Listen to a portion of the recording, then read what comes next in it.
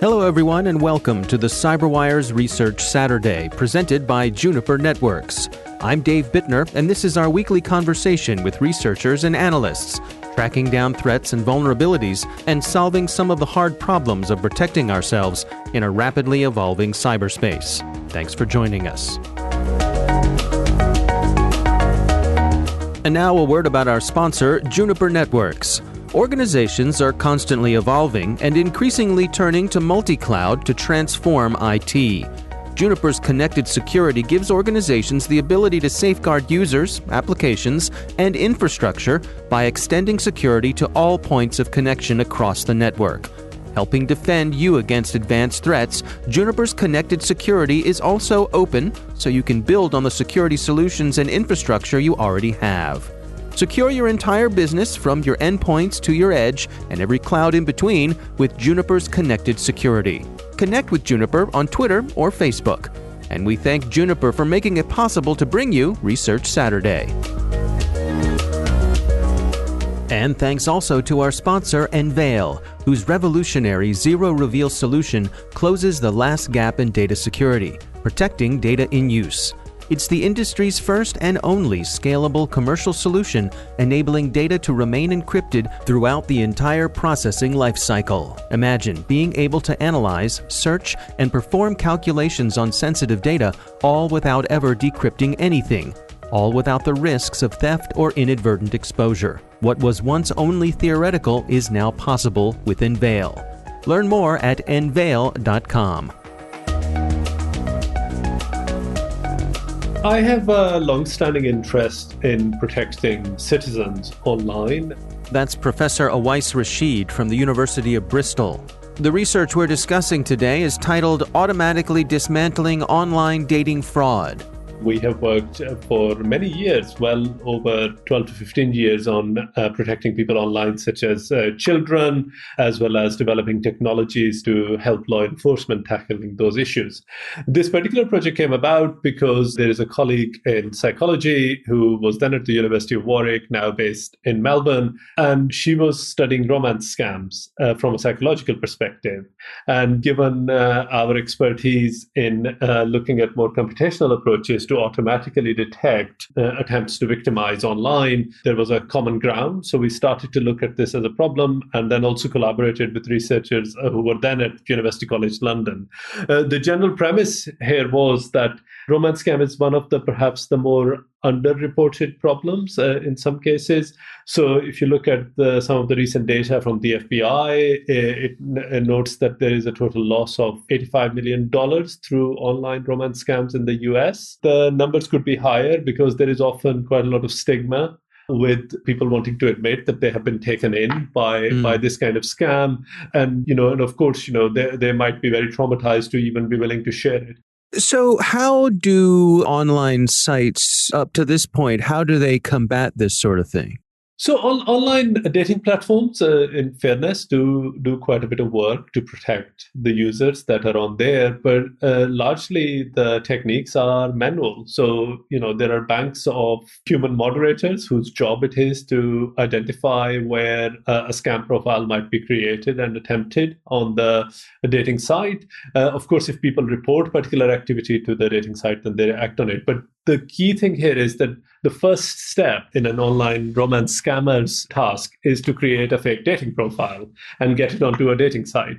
So in order to protect people, the best thing to do is to actually try and stop it at that point in time. And that's what dating sites do. But because there is a huge volume of profiles that are created, scammers are getting increasingly sophisticated. And while some of the indicators like using stolen credit cards and so on are very easy to spot, in some cases, scam profiles are harder to detect for also humans. From our perspective, it is meant as an aid to the work that human moderators do, perhaps moving their attention to other activities so that they can really look at the more sophisticated profiles that might require a lot more human intervention. And some of the sort of stuff that can easily be caught through automation can be caught fairly quickly. What was the goal here of your research? What were you hoping to find here? So our goal was to see if we can develop AI and machine learning-based techniques that can automatically detect romance scammer profiles with a very high degree of accuracy. And the idea being that as people are creating profiles, the system works so that it can automatically flag potentially to a human moderator that something is suspect, or depending on how the system is tuned, automatically even reject a profile. Of course, there is a balance here, because while the tools are highly accurate, they are not 100% accurate, as is the nature of machine learning and AI techniques at the moment. So there has to be some kind of human intervention, because of course, we don't want to deny regular users who want to use online dating sites from participating in these platforms. So let's walk through together. There are a number of, I guess, common attributes that are a part of a dating profile. Let's go through those together and talk about how you broke those out and how you analyze them. So we look at a number of indicators within the profile. So we look at what are the demographics information that a dating profile would have. We also look at the description that the profiles provide about themselves, because there is always a bit of a textual field to say something about oneself on the profile. And then there is, of course, imagery, where people will share images of themselves to show the kind of person that they are. And it's quite interesting that if we look at some of these various indicators, then we can see the system can detect quite a few patterns, which may not immediately be obvious if we look at it just with the naked eye, so to speak. So if we, for example, compare the frequency with which, so we had a data set from a dating site that has shared manually verified scam profiles online. So we have that data set and we can compare it against real dating profiles. And it's quite interesting to see that in real profiles, we don't see the same frequency with which some of what scammers claim to be their profession. So scammers, for example, very often will claim to be in the military profession, engineers, business, for instance. And all these, if you then now think about it, logically, all these are used to create a story. So military, the good old sort of, American GI abroad scam, either the luggage is, stuck somewhere and they need money to then move it across customs, or they have been injured or things like that. Again, engineer, business, it sort of shows a successful profile, but also there is always a reason why the scammer can't meet or why they're always traveling and so on. And that's for male profiles. But if you then look at female profiles, it's a very different setup, in the sense that often you will see professions such as student, carer. Military also does make an appearance, but sales, but all of these are there to then create a story follow on. So as a student, you potentially run out of money. As a carer, you may need money to help care for someone you're caring about. And that is not to say that we don't see these in real profiles. These professions also exist in real profiles. And of course, people have all sorts of lives. But the frequency with which they appear in scam profiles is much higher than they appear in the real profiles, male or female. And there is also other interesting patterns that we see that, actually scammers overshare in terms of images. So if you are not a scammer, you will share fewer images in the data set on average, compared to scammers, where they will share almost twice as many images. And it is perhaps a way for them to sort of, try and portray that they have a sort of a very interesting life and lots of interests, and to attract potential victims. Now, you looked into the images themselves and found some pretty interesting patterns there as well. Yes, so we can. So our classifiers can automatically classify the images based on, what is the content of the images. But also, if you look at some of the sort of fake versus real images in the scientific paper, there are some interesting examples. So you can see that they are often, scammers would take real people's images from online sites and then change them. They will alter them. So they will superimpose someone else's head on. And there are two that are really interesting. And in one is, in the original, there is a man on a hospital bed and has an injured leg. But in the fake image, which obviously at some point a scammer has shared with a victim to say, look, I'm injured and I'm in hospital and I need money, it's just the same image, but it has a woman's head imposed on it. And if you look at it cursorily, on perhaps a smaller screen, it's quite easy to miss. But if you sort of, blow it up, or if you can automatically analyze it, then you can see that actually it has been doctored. And talking about doctors, the other one, which is quite interesting, is that one of the scam images shows a scammer, with his friends as a doctor, with sort of nurses and doctors in a hospital. But actually, the image is taken from a TV show. So they basically just replaced the head of the lead actor with someone else's head. May or may not be a real the scammer's own imagery, unlikely to be their own imagery. But and again, if you don't know, and it's a show based in the UK, I don't know how popular it is in North America, and if you've not seen it, it might look perfectly legitimate to a user. But if you have seen the show, then it is quite obvious. So there are these kinds of patterns which we can see, but they look sort of, legitimate to, at a quick glance. And when people are sort of glancing through these things, it is quite easy to miss some of these things. Now, you did work of using automation to categorize these images. Did you also do work of reverse image searches, looking for example, like stock images that people pretended to be profile images? No, so we didn't particularly look at that, but there is other work which looks at doing this kind of reverse image search, and we can easily utilize these kind of techniques. But our focus was specifically look at, can we actually classify as something comes in fairly quickly as to whether it is a real or a fake profile. And what did that reveal, the classifications that you assigned to things? What was the result of that work? We analyzed basically the demographic data. We analyzed the images based on the kind of content and features they're conveying. And we analyzed the profile descriptions using textual analysis and language analysis techniques. All of these use different types of machine learning technologies. So we use a combination of structured, unstructured, as well as deep learning techniques. And then we combine the outputs of the different classifiers and we tested kind of various functions to find what was the optimal one. And we can, with a 97% accuracy, detect that, an incoming profile is a scammer profile. But of course, as I said earlier on, it's not 100% accurate. So there are, of course, false positives in that regard. But I could really imagine for the real life human beings who are assigned to sort through these things, if they're only tasked with then having to really take a close look at 3% of them, but that really lightens the load for them and allows them to be more accurate there. Absolutely. And I think the key here is to help the human moderators by reducing the workload on them. Again, the scammers will keep trying. So, if a moderator would sort of reject a profile, it doesn't really take them very long to create another one and another one and another one and so on. Because ultimately, some of these things are automated in terms of trying to sign up and things like that. So there is lots of different techniques that scammers also use to get themselves onto the dating site. So the more we can help the human moderators, the better it is. There is also potentially other applications in the sense that, one can envisage this being a browser plugin that users use at their own, and they can use it to sort of, see if the profiles that they're viewing are potentially scammer profiles. But there are, of course, sort of other issues there because one needs to be very careful because, romance is a very, very personal interaction. And one needs to be careful that, people might start to sort of completely believe an AI technique. And what we do not want to do is to accuse, perfectly legitimate users of being scammers.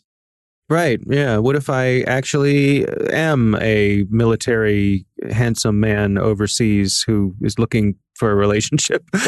Absolutely. And unfortunately, with the high profile of that particular type of scam, it's a hard job at the moment Right. in that regard to convince people that you're for real. But there are often telltale signs, and these kind of tools are one thing in our set of tools to try and detect and prevent online romance scams.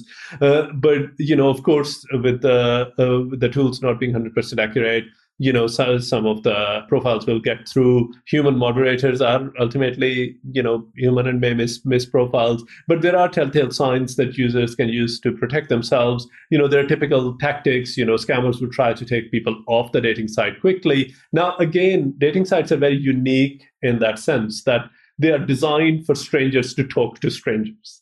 Okay. So you are effectively, by signing up to a dating site, you're saying you are actually happy to receive unsolicited messages because that's how people get in touch with you. And then once, if you've found someone you are interested in, then people do not really want to communicate through the dating site. Initially they might do a little bit of communication, but, ultimately, they would want to sort of talk to each other directly.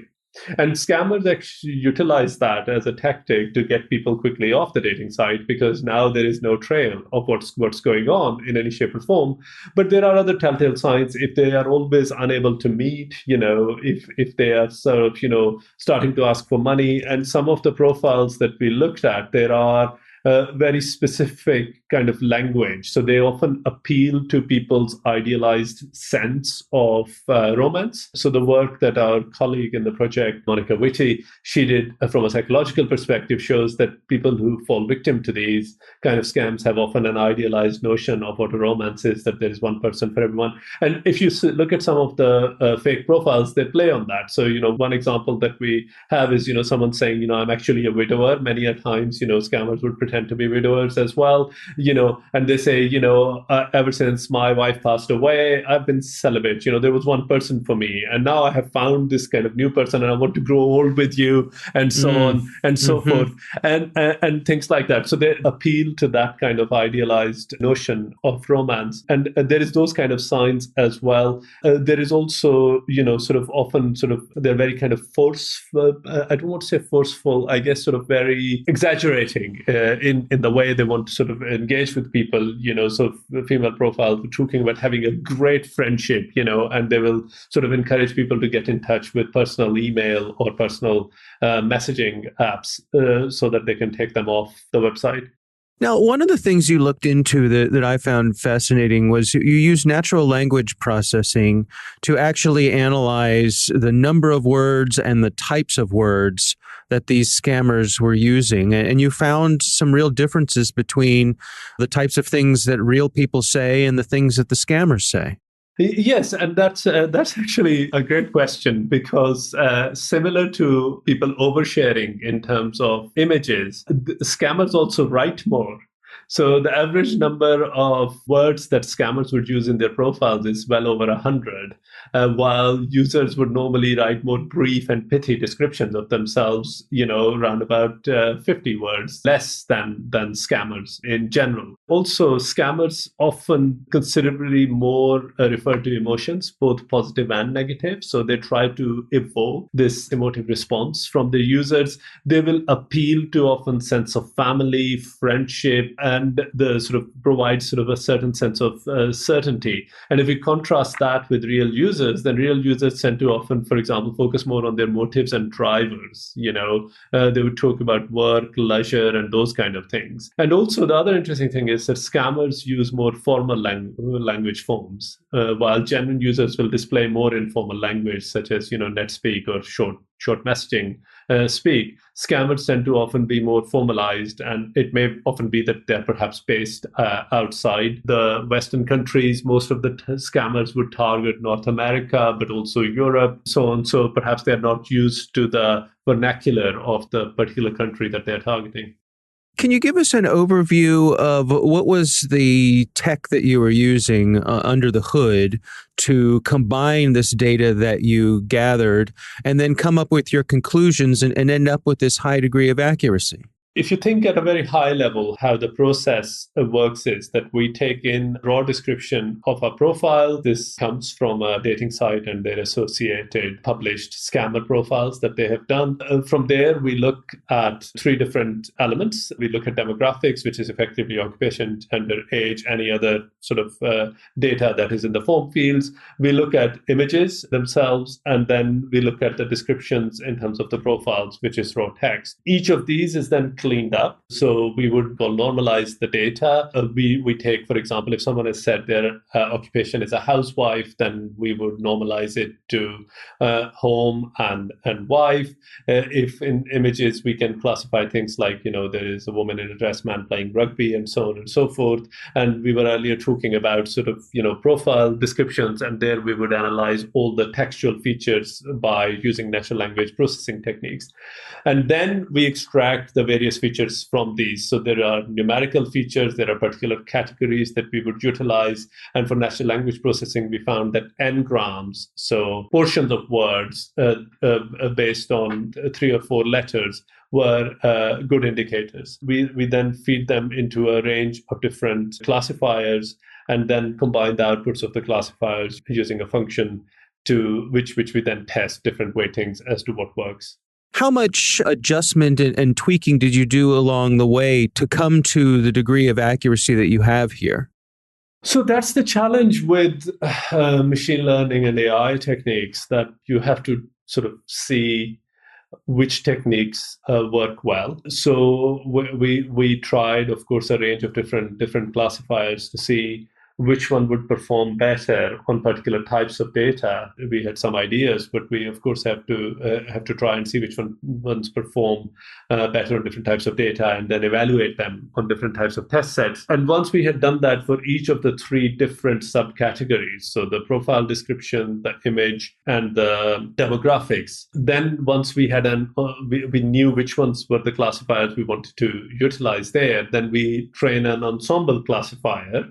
And then we test that as to how accurate that ensemble is going to be. So there is quite a lot of testing that goes on to reach a degree of confidence. Now, I have to here add a caveat that while the profiles we use are fairly representative of the profiles that are used in platforms in industry, but the profiles we use are from one particular platform that is open. And the reason we use them is that they have also made available a big data set, a reasonably sized data set, I should say, of scam profiles. So we have a direct comparison. We know which profiles are fake, and we also know which profiles are real, on the assumption that the human moderators miss nothing. So generalizing the results beyond the data set at this point in time would not be scientifically valid. Naturally, larger trials are needed on a number of other dating platforms and the kind of profiles that they see to test if the classifiers we have trained work as effectively. What are the limitations of the classifiers?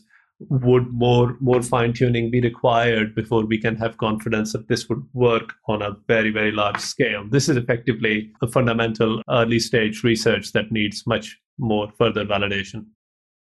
So where would you like to see it go next? Would you like other folks to build off of the research you've done here?